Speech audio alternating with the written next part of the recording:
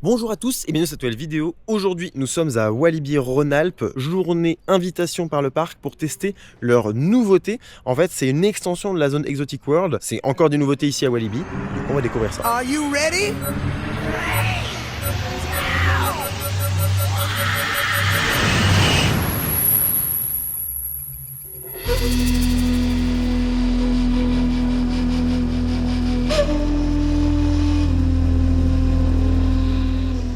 On est du côté d'Exotic World et donc on est un peu sur la troisième extension Exotic World. Il y a eu la première avec la zone avec les jeux d'eau, la deuxième avec Mauka, le doux Mauka, magnifique. Et là du coup on a la zone à côté de Repartakar. Je crois que c'est un Go-Go Bounce de chez Zamperla. C'est une attraction de type flat ride de chez Zamperla. Et bref, du coup là on a un petit kiosque qui n'est pas encore ouvert. Là il a été ouvert juste pour notre petit déjeuner, mais en gros c'est pas vraiment ouvert et il ouvrira un peu plus tard. La végétation elle est quand même très importante, ça n'a pas encore fini vraiment de pousser mais c'est très important.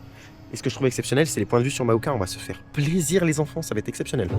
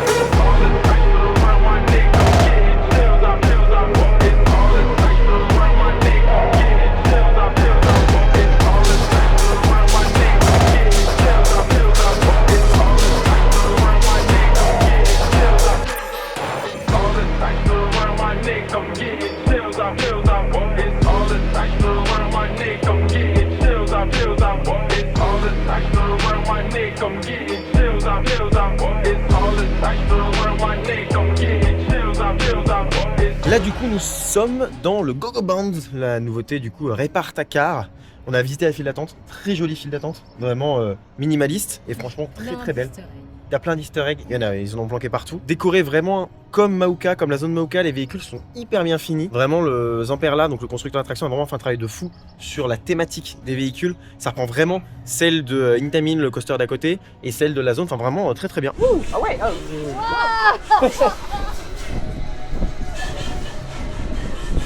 extrêmement fluide.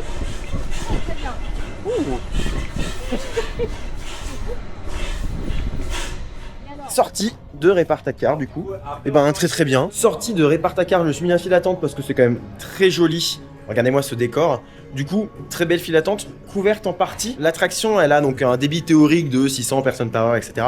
En réel, le parc vise 400-450. Donc c'est pour donner un ordre d'idée, c'est un flat ride, donc ça ajoute de la capacité au parc. Sachant que l'aire de jeu à côté aussi ajoute à peu près de la capacité. Techniquement 300 personnes par heure. C'est une estimation, mais en fait leur idée à eux, c'est d'augmenter la capacité générale du parc, qui est en réel, avant Repartakar et l'aire de jeu, de 7000 personnes par heure. Ce qui est très bien. Ça décore la zone, ça habille la zone, c'est très beau, même si on ne monte pas dans ce genre d'attraction. C'est toujours positif d'en avoir une parce que là, la manière dont elle est intégrée, la manière dont elle est thématisée, c'est très fort. Moi, en termes de sensations, on est sur ce type d'attraction. Des fois un peu plus intense, des fois un peu moins intense. C'est très accessible. Je veux dire, il n'y a pas de grosses sensations. Par rapport à l'attraction, il y a de bonnes sensations, mais c'est pas des trucs, voilà. Moi, ça m'a pas donné la gerbe, parce que c'est vraiment le truc qui peut être problématique. Je suis quelqu'un qui est très sensible à ça, au truc qui tourne. Là, ça reste vraiment ok, un tour, pas de problème. C'est extrêmement fluide, on est tenu par une petite barre au niveau du ventre. Ça a son intérêt. Et puis, j'ai pas l'impression d'avoir aussi fait 2 fois la même attraction. Il y a d'autres constructeurs qui font le même genre de flat ride dans l'esprit, même si encore une fois, la disposition des véhicules et tout est très différente. J'aime beaucoup, ça marche, c'est totalement validé en termes d'attraction, c'est ce qu'on attend et ça marche. En tout cas, c'est très beau. Le détail de cette file d'attente, c'est important d'apporter du soin au détail sur des attractions aussi secondaires, entre guillemets. Là, c'est vraiment très bien. Totalement validé. Alors nous avons eu droit à une petite conférence de presse, petit échange surtout entre passionnés et entre professionnels du secteur. Alors déjà il y a eu un premier plan d'investissement 2016-2025 qu'on a couvert, hein, finalité c'est Mauka. De 2015 à 2025 ils ont fait quasiment plus 60% de visiteurs sur le parc, ce qui est énorme. Donc ils partent sur un deuxième plan d'investissement. Cette fois-ci ils disent on va ajouter un hébergement, donc ils ont comme projet d'ajouter un hébergement. Beaucoup de nouveautés, moyennes, petites, intermédiaires, secondaires, ils ont plein de noms pour les désigner. Notamment 2 majeurs qui seraient des roller coasters. Voilà.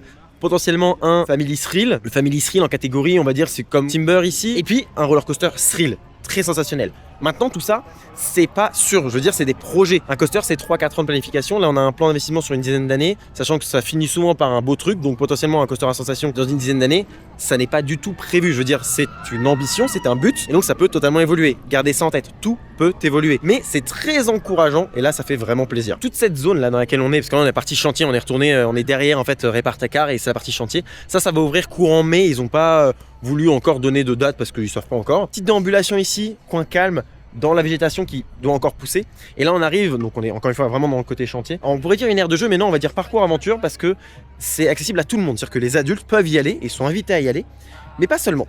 Les personnes à mobilité réduite, munies d'un fauteuil roulant par exemple, pourront accéder à ce parcours aventure sur une partie du parcours aventure. Il y a même des petites expériences pour eux. Je trouve ça absolument génial en termes d'inclusivité. Bon, c'est très très important évidemment. Je veux dire, c'est une mise en place, une réflexion qui est faite pour ça et je trouve ça très très bien. Donc voilà, à souligner. Pour moi, c'est des points très importants même si je suis pas concerné. Ce petit parcours aventure, c'est réalisé par Kinderland, société grosse renommée. C'est ceux qui ont beaucoup travaillé avec Fantasyland notamment. Ils ont travaillé là avec Bellward aussi pour leur ouverture, qui fait partie du même groupe que Walibi Rhône-Alpes. Et il y a une vue sur le roller coaster évidemment. On va aller voir ça, parce qu'on peut pas se retenir de s'approcher d'un roller coaster évidemment, parce qu'on est des gros nerds, tout simplement.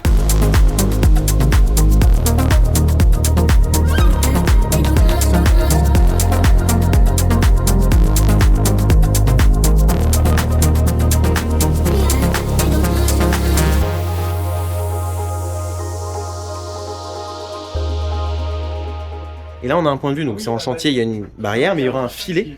Et on pourra s'approcher au plus près du coaster qui passe. Il y a un point de vue, il y a beaucoup de points de vue au niveau du coaster. J'ai quand même à préciser qu'il y a un bel petit écosystème de grenouilles qui s'est créé dans le bassin là sous Meoka. On les voit maintenant, ils en ont rien à faire qu'il y ait un coaster qui tourne. Ils sont vraiment en mode ils nagent et tout, c'est incroyable. En pleine journée, on les entend gueuler, c'est impressionnant. Et donc la zone est finalement assez grande, le budget c'est 4,5 millions. Sachant que les attractions coûtaient, donc enfin l'aire de jeu plus l'attraction là-bas, on est autour des 2 millions. Donc après on a 2,5 millions environ pour tout le reste, théma, gros œuvres, etc. Pour ce qui est de la musique de la zone, il y a 15 minutes de musique réalisée par Audio Geyser. Alors Audio Geyser, c'est des gens qui étaient chez Imascore et qui ont créé leur propre boîte. C'est ceux qui ont fait la musique de Doc World par exemple, à Walibi Belgium. Moi je teste la full expérience, d'accord? Aïe. C'est super grand en fait. J'ai testé la full expérience. C'était super.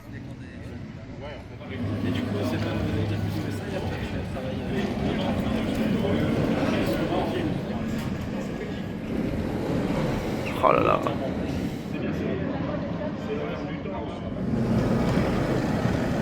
Nous avons mangé à Quai 38, un restaurant que j'aime beaucoup qui sera retrouvé sur Eat & Ride.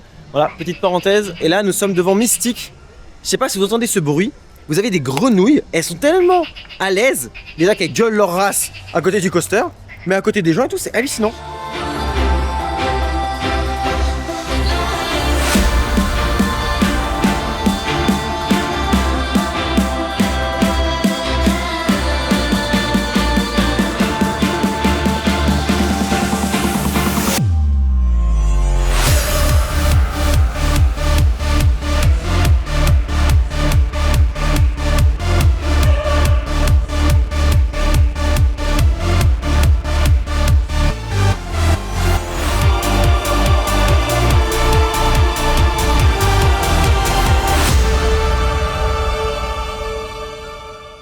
Là du coup nous nous dirigeons sur Mystique, dernier rang, on a des passe-passe donc on est passé très très vite. Petit Mystique. Là, très très cool. Oh, pas cool.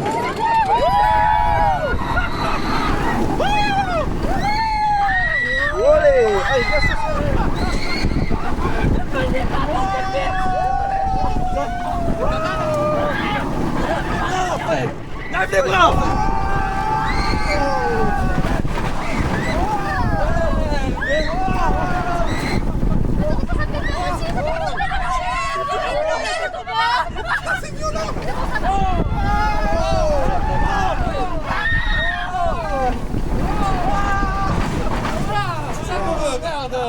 Sortie du très bon Mystique.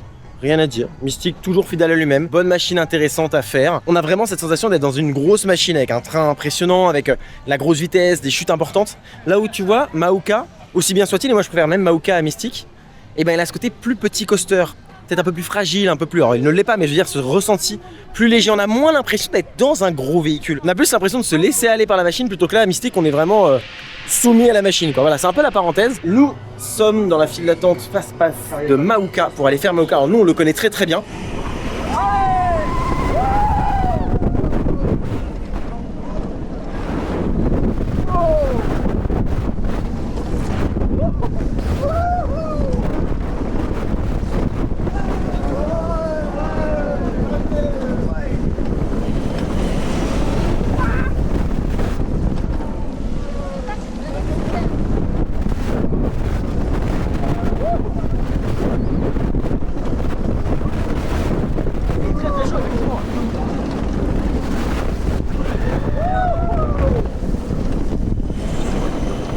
Ah ouais, il est chaud.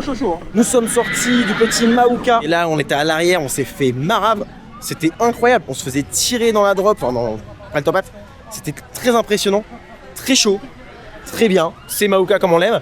Forcément, ça vibre un peu. Et là, à l'arrière, vu que c'est à l'arrière et qu'il est chaud, on sentait un peu plus. Mais moi, dès que je décolle le dos du siège, en fait, j'ai plus du tout de problème. Alors, tu sens que ça vibre. Mais je veux dire, si tu restes dos collé, ouais, clairement, tu vibres avec le siège. Mais vu qu'en fait, c'est une vibration pas énorme en bas et qui s'accentue juste par la hauteur et le fait que le train soit assez élancé, bah du coup, si tu décolles le dos, c'est bon. Mais c'est vrai que c'est impressionnant à certains moments, mais par contre ça reste très très bien et moi ça reste une machine que j'adore et franchement faisable. Comme on dit avec Laura quand tu sors, on a pas mal au crâne à cause des vibrations. Et alors il tourne qu'à un seul train, c'est pas une volonté du parc évidemment parce que sinon ce serait gravissime et j'aurais pété un plomb, mais non évidemment, c'est pas une volonté du parc de faire tourner qu'à un seul train. L'autre train est en maintenance et du coup bah ils ne peuvent pas le faire tourner pour l'instant. Donc forcément il tourne qu'à un train. Je dois quand même préciser qu'à un seul train, je m'en suis rendu compte en gare. Et en fait je me disais depuis ce matin, ouais ils sont à l'aise en termes de... Je pensais qu'ils tournaient à deux trains et qu'ils étaient en mode... Voilà, ils levaient un peu le pied mais que c'était en mode ça tournait normalement sans problème. Et en fait non, ils tournent qu'à un train, ce qui fait que quand même pour un train je trouve qu'ils sont vraiment très efficaces. Mais c'est vrai que c'est un peu compliqué quoi. Nous allons sur Timber, le roller coaster du constructeur Gravity. L'année dernière il tapait un peu. Bah forcément c'est Gravity donc ça tape moins qu'un tonnerre de 2 parce que ça va moins vite, les trains sont moins grands. Là il tourne à deux trains, il a un bon débit, franchement ça tourne correctement. Et surtout, tonnerre de 2 s'est passé en rail métal il y a pas longtemps sur une partie de son coaster. Moi je soupçonne celui-là à terme, alors pas tout de suite mais je pense que celui-là va y passer parce que vu comment ça s'est bien passé sur tonnerre de Zeus pour l'instant, je me dis celui-là il y a un monde où ils se disent vas-y Nick on le fait passer en métal aussi, pas tout de suite hein, il a encore de bonnes années de lui je pense mais...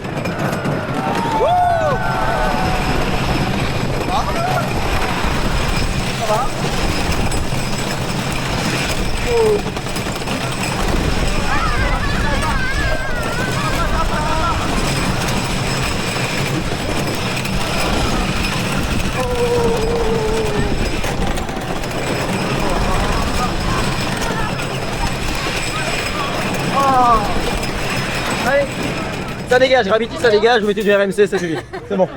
Allez, retract 208, on n'en parle plus, c'est bon. Ça a fait ses preuves sur tonnerre de Zeus. C'est terrible. Faites-moi couler Gravity, j'en ai marre, ils m'ont saoulé là. Bon, vous l'avez compris, Timber c'était pas ça, alors je l'ai connu pire que ça, je l'ai aussi connu meilleur. Et en fait, force est de constater que les coasters Gravity sont pas des bonnes machines, ne vieillissent pas bien même avec du retract, même avec ce qu'on veut. Et ok, c'est pas tonnerre de Zeus, c'est bien moins vénère que tonnerre de Zeus avant, mais c'est pas bon. Il disait qu'il y avait de bonnes années devant lui, mais en vrai, si dans 1 ou 2 ans, 3 ans, il leur traque en 208, je trouverais pas ça débile parce que juste en termes d'entretien, ils vont y gagner, en termes de confort, ils vont gagner, et voilà quoi. C'est bon, on a donné, Gravity, on a donné. Moi, je suis pour regarder les coasters en bois à la base, mais la Gravity, stop quoi. Une porte des bouées pour aller faire les toboggans. Ça s'appelle Surf Music. Elle est où la musique? Il est où le surf? Chacun sa priorité. Allez! Oh sa mère!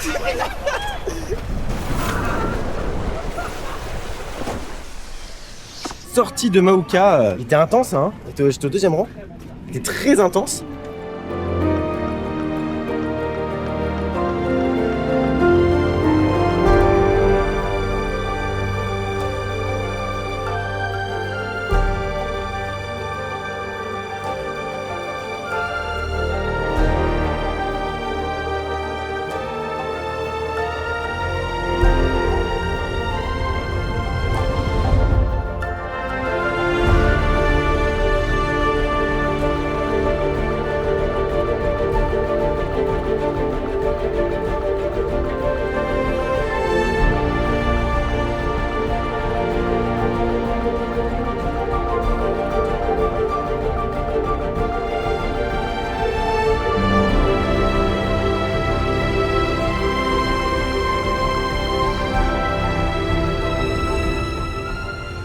Bon, j'ai pas filmé 20 fois ce qu'on a fait, les attractions, j'ai pas filmé, on a refait Mystique, on a refait Maouka, on en sort, on a fait la Coccinelle, on a fait Timber, bref, on a fait plein d'attractions que vous avez vues. On a été boire un coup dans un des débits de boisson, bref, on s'est vraiment fait plaisir. Découverte de Répartacar, très cool. Moi, bon, le nom, je suis pas fan. Mais sinon, tout le reste, j'adore. Il faut bien qu'il y ait un défaut quand même. Mais non, toute l'extension, j'aime bien. Ce que propose le parc dans le futur, j'aime bien. Bref. Merci à Walibi Rhône-Alpes pour l'invitation, pour la découverte, pour le partage, pour l'échange. C'était très très cool comme d'habitude. Et puis bah voilà. Ceci étant dit, je vous remercie d'avoir suivi la vidéo jusqu'au bout. Je vous dis à bientôt pour un prochain épisode. Soit en ETB World, soit une vidéo dans un parc.